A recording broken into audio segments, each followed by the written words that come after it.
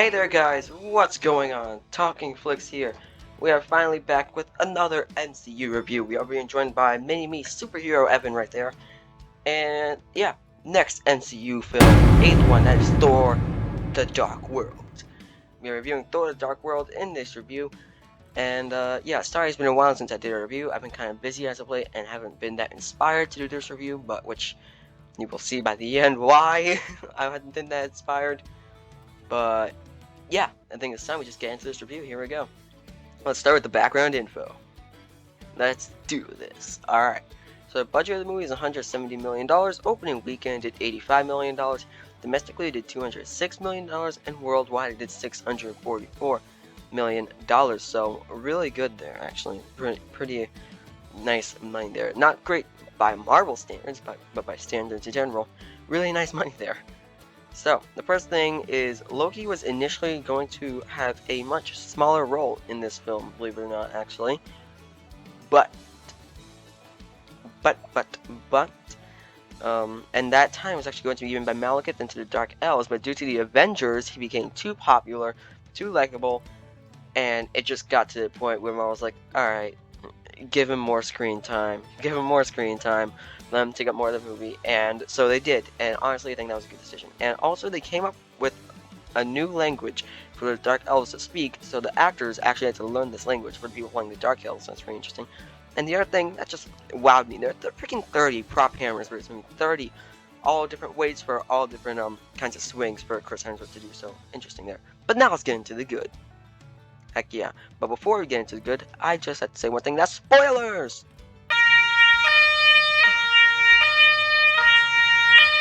Alright, that's enough beeping now. No more beeping. Beeping's done. Alright. Now, first good thing here is Asgard's appearance. Asgard looks freaking beautiful in this film. If you ask me, this is the best Asgard has looked in any of the movies. It seriously looks that good. Yes, even better than the first, or better than Thor Ragnarok. Asgard just looks amazing in this movie. That's something I really can't praise enough for this movie. The second thing is performances. All the performances are good, of course. In the Marvel movie, Marvel always gets good actors. Kevin Feige knows what he's doing. Always getting good actors for all these parts, and so all good performances here. Nice little, and that's actually a nice performance from Chris Hemsworth there, when he's like, anyone else? So that's actually a nice moment there. So, and the third thing here, which is arguably the best thing about the movie, if you would come up, there we go, Loki. It was a great decision to make Loki more prominent in this movie, because Loki is seriously, he is so entertaining, such an entertaining character to watch, a lot of fun to watch. He makes the movie a lot better. And the fourth thing is Frigga's death. It got really emotional at that point, and it especially gets paid off well by other movies. And just her death, it hits. Not hard, not super hard, but it hits as much as it should have.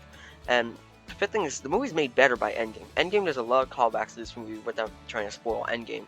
It does a lot of callbacks to this movie, and those callbacks make this movie better. And it gives this movie more rewatch value, it gives it more merit, and more use in the MCU. And whether that's a good thing or not, it's nice though. It's nice to give some use to Thor the Dark World, but now we get into the bad. And unfortunately, there's a decent amount of bad in this movie. So, the first thing is, the movie is very forgettable. So let's see, what comes to my mind when I think Thor the Dark World? Exactly, nothing. This movie is incredibly forgettable. So, yeah, that's a problem when you can't remember the movie. And the forgettableness comes down a lot to Malekith, because he's just such a forgettable and generic villain. I guess maybe Loki took away too much screen time. I don't know what they had planned for him initially before Loki came and did a lot of stuff, but the time he did get, I did not really care about him at all. The performance was fine, I guess. I guess the actor did the best he could have done. But just everything else about Malekith, I did not care at all. He was not interesting to me at all. Oh shoot, and the good, I forgot to mention the score. The score is actually really good. Oh, the third thing is Loki's death. Stop killing off Loki. They kill off Loki too many times in these freaking movies. And just in general, they kill off characters and bring them back to life way too many times, to the point where the stakes become so minimal. I get it, you can look at it through the character's perspective, and I do sometimes, but just when you kill off Loki so many times, they did in the first Thor, they do it in this movie, and they do it in another movie. I'm not going to say which one, but they do. and then now he's back with his own show. So I get that it's not the same Loki, but it's Loki nonetheless. I feel like he should just be dead by now.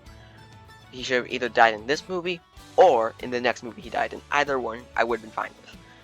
But just Loki's death, I mean. Now the fourth thing is Earth stuff. The stuff that goes down on Earth, again, it has the same problem as the first Thor, where the tonal shift doesn't work for me. But I feel like the first Thor does it better because it works better for the story and the thematicness of that movie. This one, it just happens because, yeah. This one, it's even less engaging than the first one. It happens less, but when it happens, it's less engaging. And so, yeah.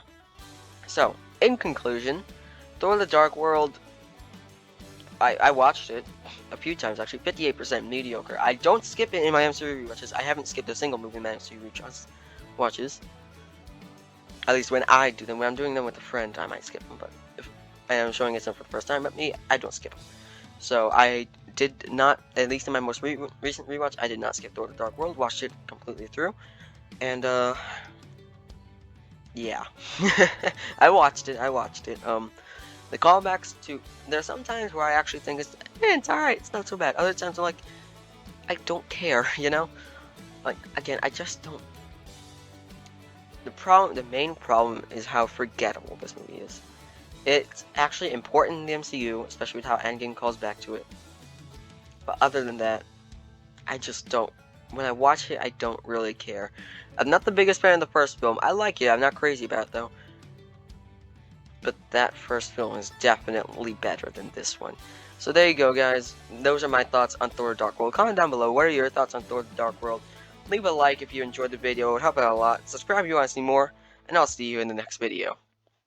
Bye bye.